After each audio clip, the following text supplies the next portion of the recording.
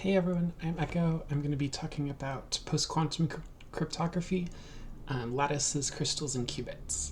This talk was originally written for Toorcamp, and I was planning on recording it and posting it here, but GoPro issues meant that I didn't get a good recording, so I'm re-recording it for you here. A bit about me is that I'm a hacker in cypherpunk. Pretty much as soon as I learned that you could keep secrets with math and computers, I've been completely hooked.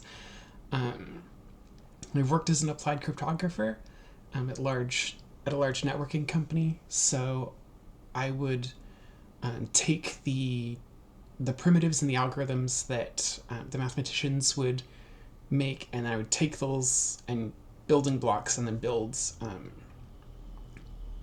larger crypto systems around them. And I'm always on the applied side, so I'm not a mathematician or a physicist. So some of the things in this talk I might have to hand wave and be like, because math or because physics, both because that's not my expertise, and if I explained everything, we'd be here forever. So we're going to first talk about the history of both quantum computing and quantum cryptography. We're going to go over what quantum computers even are. We talk about Shor's algorithm, hard problems in cryptography, what threat level these quantum computers pose, how we're going to fix those threats, and then the current status and what you can do now about this. So in the 1920s, the double slit experiment found the wave-particle duality of light, where sometimes light is a wave, sometimes light is a particle, and it broke physics. We've been trying to figure out what the heck is going on ever since. And in the 1980s, kind of coinciding with the rise of personal computing, there were theories of quantum computing started to come out, especially quantum parallelism, which is the idea that that quantum computers could try every possible solution at the same time, which isn't really how they work, but it's a good allegory, I guess, to how they work.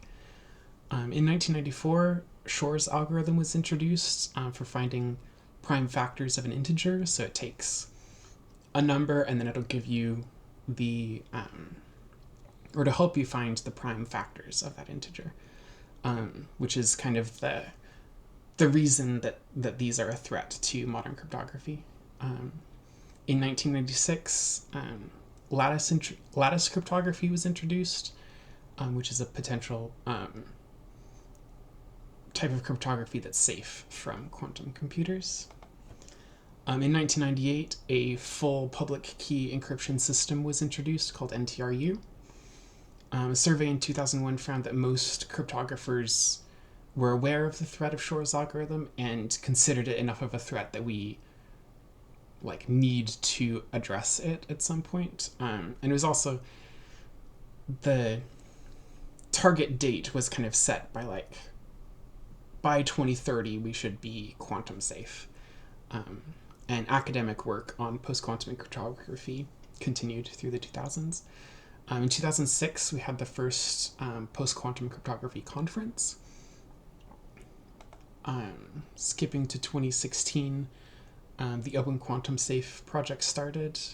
And we're going to talk about these more in detail in a bit, but it's good to just get some context for the timeline. Yeah, so in 2016, the Open Quantum Safe project started.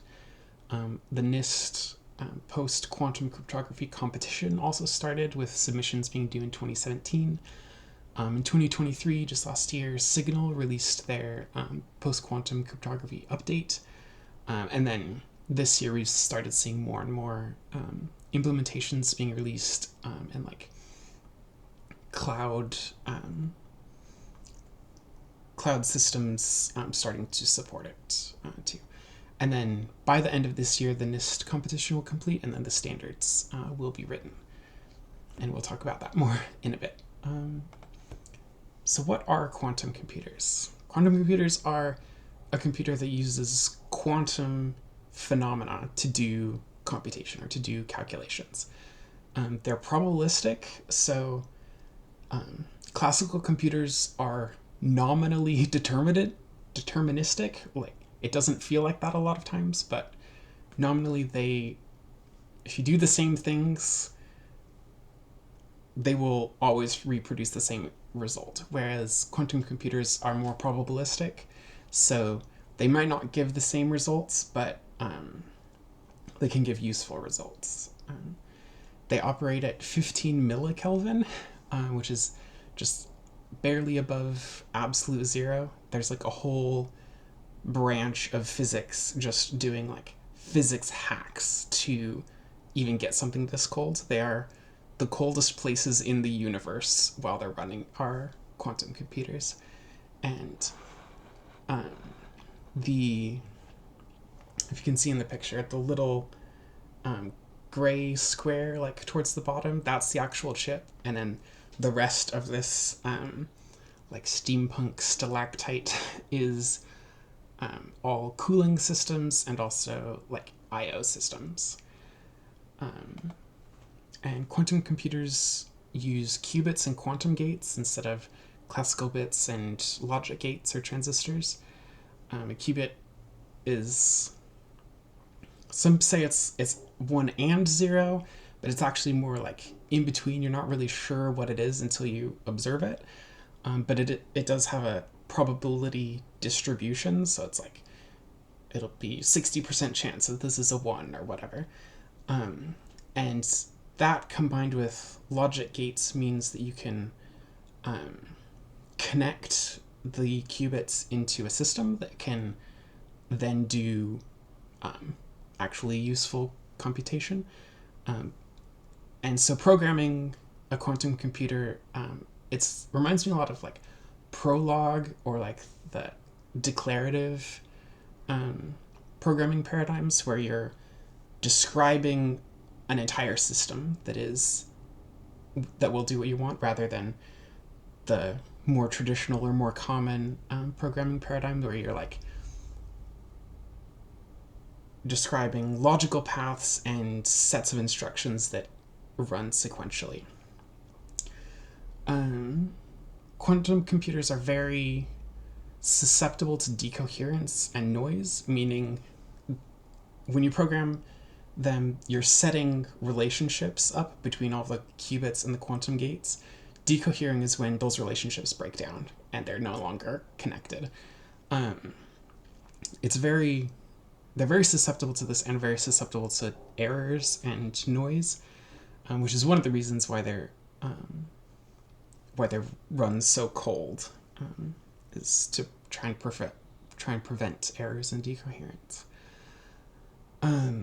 Quantum advantage is kind of like the Turing test. It's this idea of we will achieve quantum advantage when a quantum computer is shown to be better at something than a classical computer can be. And we did.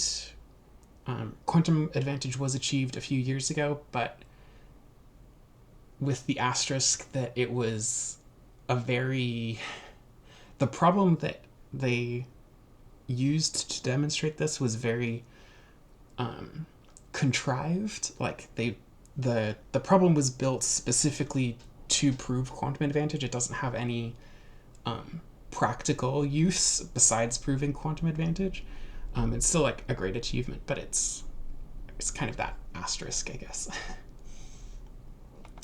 And I don't want to, like, with this presentation, I don't want to indicate that I'm like against quantum computers or think they're bad. Like, I'm a hacker. If you show me a weird computer, I'm gonna be a fan. That's just how things go. And quantum computers can be really useful for modeling quantum phenomena, which can be great for physical simulations, especially like protein folding and doing material science and stuff, which would be really great. So I'm very pro quantum computers, but I hope they go in that direction and don't break our cryptography. So Shor's algorithm is kind of the reason that this is a thing that we have to worry about. It was created in 1994. and it makes prime factorization easier. Like I said, it takes a number, and then it helps you find the prime factors that multiply up to make that number, which is a problem because much of our modern cryptography relies on that. Is kind of built around that fact, or the fact that multiplying two primes together to get a number is very easy, but finding those primes given the number is hard. And because math, it also can break the discrete log problem, which is used by Diffie-Hellman key exchange protocols, and also the elliptic curve discrete log problem, which is used by elliptic curve cryptography. And those three are kind of our most common cryptographic systems use those. So yeah, we have to update. Shor's algorithm works by you take the number that you want to factor and then you give it a guess, and it'll pretty much 100% be a wrong guess, but Shor's algorithm will say that's a bad guess, but here's a better guess, and then you can take that guess and run it again, and it'll give you a slightly better guess, and then eventually you will get down to the actual factors. So it's still brute forcing. Some people imply that it's just like you give it the number, it pops out the two factors or whatever. Like,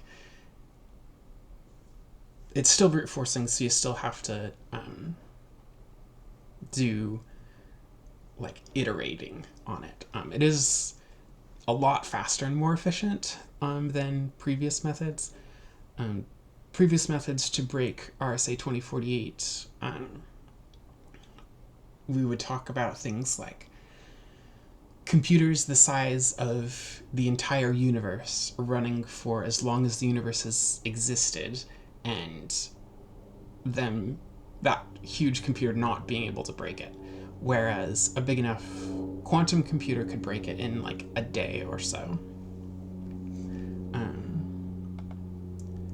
And I talked a little bit about this, but hard problems are one-way functions, meaning they're easy to do one way, but hard to do the other way, like prime factorization. Like, it's easy to take 461 and 991, multiply them together to get 456,851.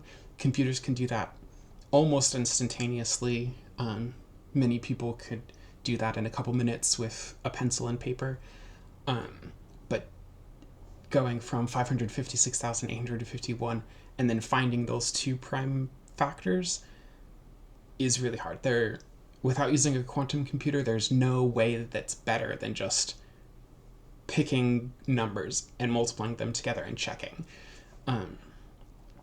And we use this to build the cryptographic systems around that, so that it's easy for you to use, easy for you to secure the data, but hard for an attacker to break your protections. Other hard problems are called the discrete log, also lattice problems, and we're gonna solve this quantum threat by just swapping out the hard problems, which brings us to cryptographic agility, which is a principle in designing cryptographic systems that says you should just be able to just swap out hard problems for each other. If you're familiar with TLS cipher suite tags, that's cryptographic agility, where they'll say like doing RSA whatever or ECC whatever is swapping out hard problems, and we're going to solve this by just swapping out for new hard problems. So in a few years, we'll probably see TLS cipher suite tags with like post-quantum algorithms. So there's been a lot of fairly dramatic reporting about how much of a threat these quantum computers actually are. Like this video says, no secret is safe. How quantum computers break the internet, starting now. And quantum computers destroy internet security. Or my favorite, Google quantum Google's quantum computer finally turned on in what scientists discovered is terrifying. And they are a serious threat. We do have to take this seriously, but it's not quite that dramatic. A lot of these videos kind of say or imply that this is a surprise or that we were somehow taken off guard, but it hasn't been. We as in cryptographers have been working on this for almost 30 years. Like Shor's algorithm came out, and 2 years later we had post-quantum cryptography algorithms. Also symmetric systems, which use one key to both encrypt and decrypt, like AES, are not vulnerable to quantum attacks.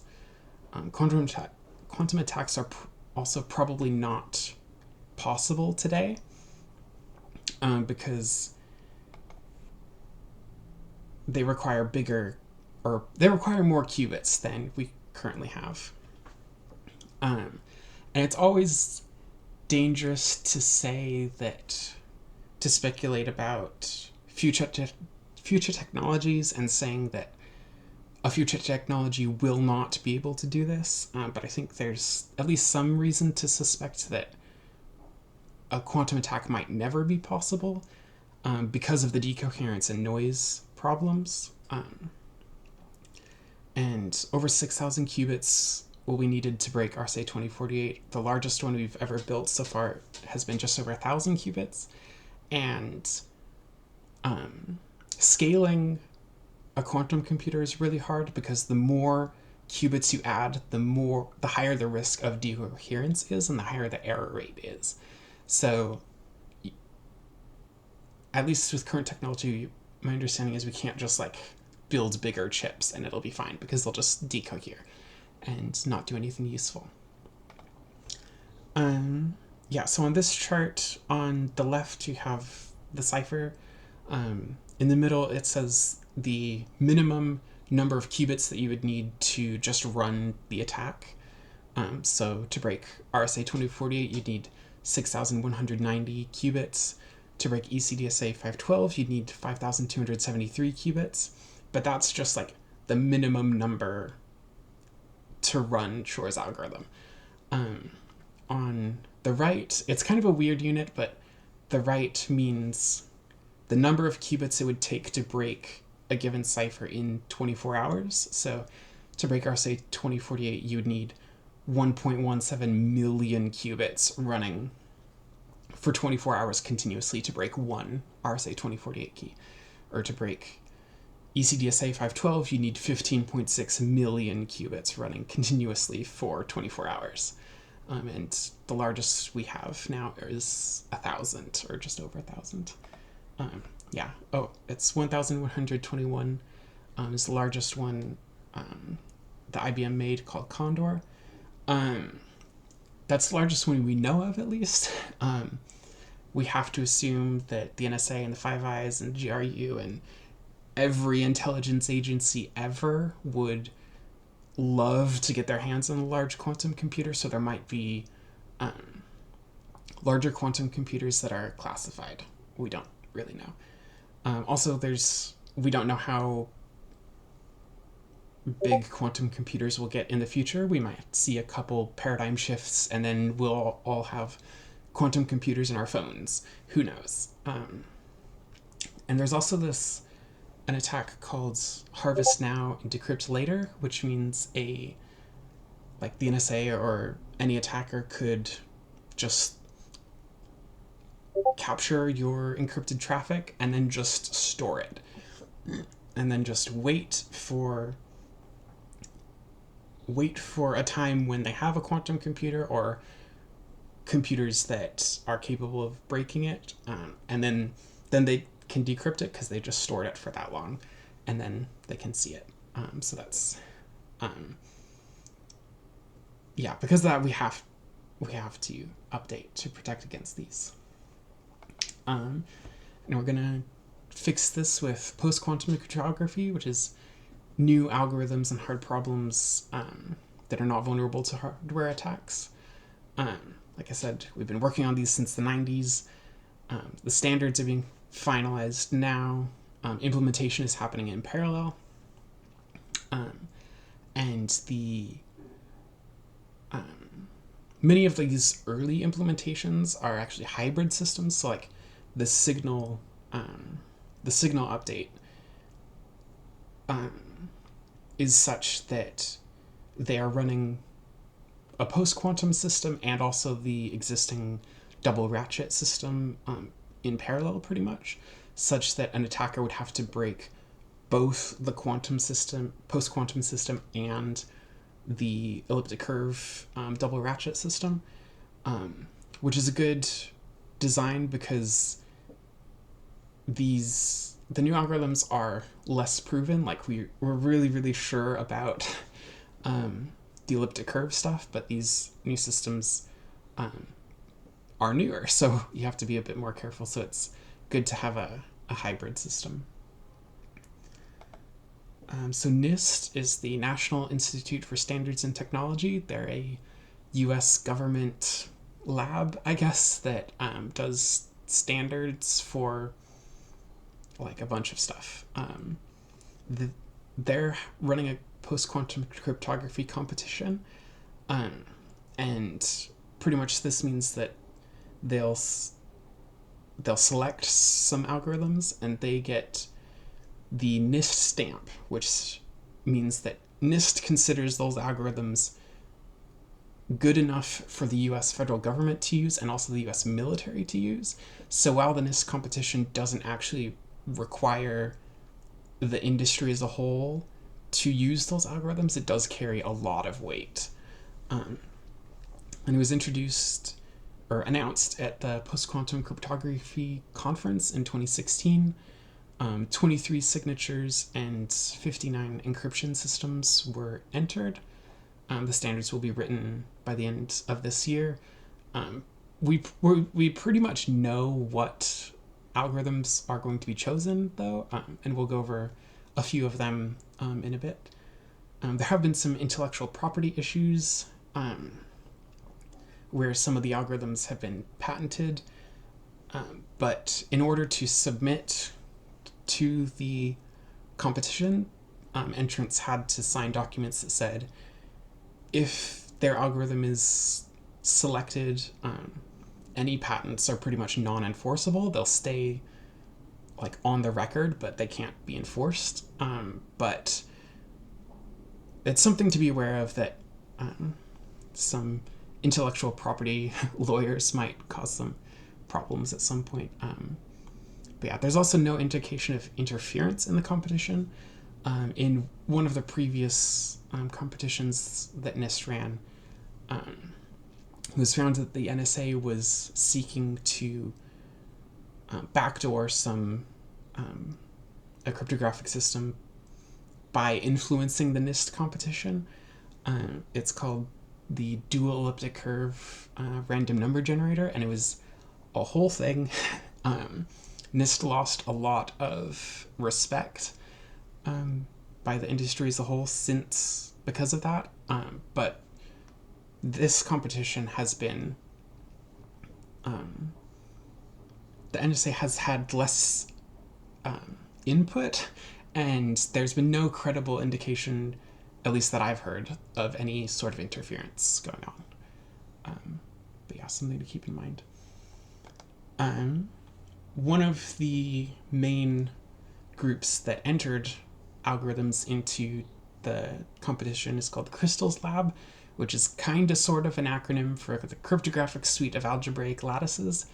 This is a group of academics from all over the world who have really pushed the limits and fleshed out lattices as a cryptographic system and a cryptographic fields. And I guess they didn't want to wade into the Star Wars versus Star Trek fandom rivalry because they named one of their algorithms Kyber and one of them dilithium.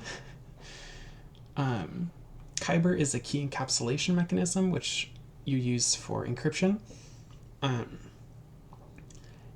But Kyber encapsulates an AES key, so your message would be signed by an AES, or encrypted by an AES key, and then Kyber encrypts that AES key so that when you send it over to the recipient, they can first use Kyber to decrypt the AES key and then use AES to decrypt your whole message. This is a common system that is used today with RSA and other stuff because AES is a lot faster than even elliptic curve or RSA encryption systems. Kyber does have some performance issues. It's about 2.3 times slower than elliptic curves, with around 70 times more data overhead or RAM usage. But it's important to note that there is no hardware acceleration for it yet.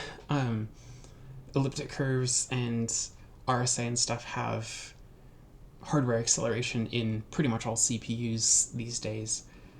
And also, they've been heavily optimized, whereas Kyber's and all of these algorithms, the concern previously has been, are these safe? Are there mathematical or cryptanalytic attacks that can be used to break these systems? But now, as we're becoming sure that they're safe, we're like switching over to more implementation concerns, is now where we're going to start to address these performance issues with optimizations and with hardware accelerations and stuff like that. Dilithium is their signature schemes, so signing messages to make sure they're authentic.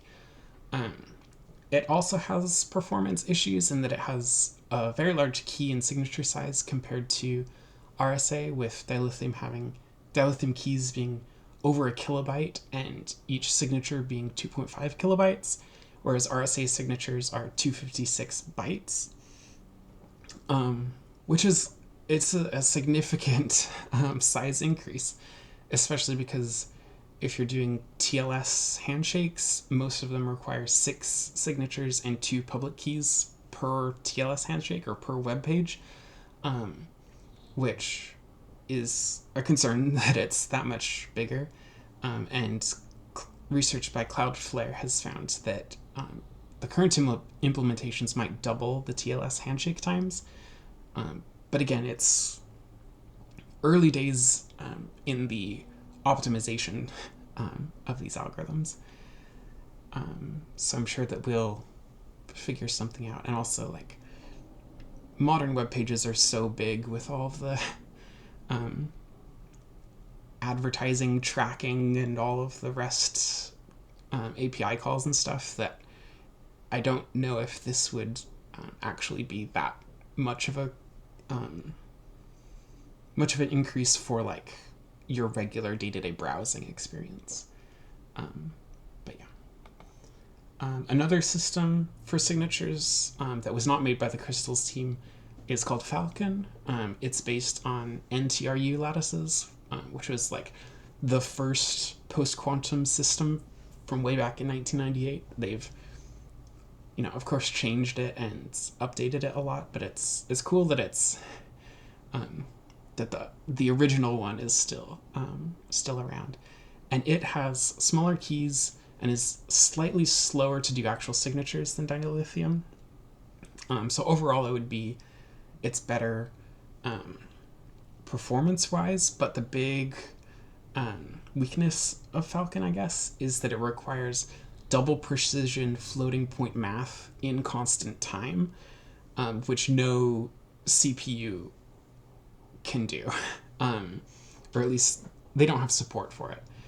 So a bit of an explanation. All cryptographic math you have to do in constant time, so every mathematical operation has to take the same amount of time. So 1 + 1 has to take the same amount of time as multiplying 2 gigantic numbers. And this is because an attacker can time how long each mathematical operation takes, and based on how long each one takes, that gives them a lot of information about what the material actually is. And floating point means there has to be like a decimal somewhere in the numbers, and no CPU has support for this yet. There are a couple CPUs that they've kind of built support in software, but it's only a couple CPUs, and it's pretty hacky. So yeah, that's the big downside to Falcon. NIST can choose multiple, like they can and probably will give their approval for both Falcon and dilithium. And it'll be interesting to see how the industry goes. Like, if we think that the larger key sizes of dilithium is okay, or if we decide that it'll be worth it to add this weird constant time floating point math into CPUs. It'll be interesting to see which way things go. So the Open Quantum Safe project is an open source project. It's part of the Linux Foundation. It's funded by the Linux Foundation. They're working on like actual code implementations in liboqs, which is their reference implementation written in C. They have implementations for many, many different systems, not just the NIST finalist ones. And they're also working on prototype integrations with liboqs into OpenSSL and OpenSSH. So eventually, when post-quantum cryptography gets to be very common, if you peel back enough layers, they'll probably end up being a liboqs reference implementation somewhere in there. So what should you do about this? And what's the status? I already mentioned the NIST standardization, or their selections will be are due to be selected by the end of this year. The code implementation and deployment is in parallel, both with Open Quantum Safe project, and then various cloud providers and apps are already working on this. What you should do about this depends on your role and your threat model. So if you're in InfoSec, you should be aware of this, aware that this is coming. I would bet that pretty much every organization will have to make some sort of changes for this. We'll also probably see post-quantum stuff being required in compliance systems like PCI. If you're an early adopter, you can use Signal. You can play with the prototype integrations that the Open Quantum Safe project has been doing. You can play with the new implementations in cloud systems. Like, I think AWS is starting to support post-quantum stuff in TLS. You can start playing with that. You could just, yeah. But if you're doing things that an intelligence agency would find interesting, you have to be very careful with all of this, especially because of the harvest now, decrypt later threat model. You can, like, your encrypted messages kind of have an expiration date, so you have to be careful about that, and also like update and keep up to date, keep using switch over to using post-quantum stuff as soon as you can. And a little side note is that there's also the field of quantum cryptography, which is using quantum effects in cryptographic systems. It's kind of the opposite of the post-quantum stuff we've been talking about. A good use case is hardware random number generators, so generating true random numbers and true entropy. Many current hardware random number generators use quantum effects at some level. It might be like too small to even see compared to their primary sources of entropy, but There are like quantum specific hardware random number generators being worked on. There's also the field of quantum key distribution, so distributing keys via entangled particles and stuff like that. It's a really cool field. They're doing cool stuff with satellites. It's still very like experimental and stuff, but if you want a good rabbit hole, I thoroughly recommend it. So to summarize, quantum computers can run Shor's algorithm, which makes factoring prime numbers easier, which is a threat to public key cryptographic systems like RSA and elliptic curves, because they rely on the fact that factoring numbers into primes is hard to do without a quantum computer. Quantum attacks are probably not feasible at this, like as of 2024, but the harvest now, decrypt later attack model is a concern, and that standardization through NIST and software updates are coming soon, and that cryptographers are vigilant and diligent. And yeah, that's it. I hope this has been informative. If you have any questions, you can leave them in the comments, and I will try to answer them as best I can. So yeah.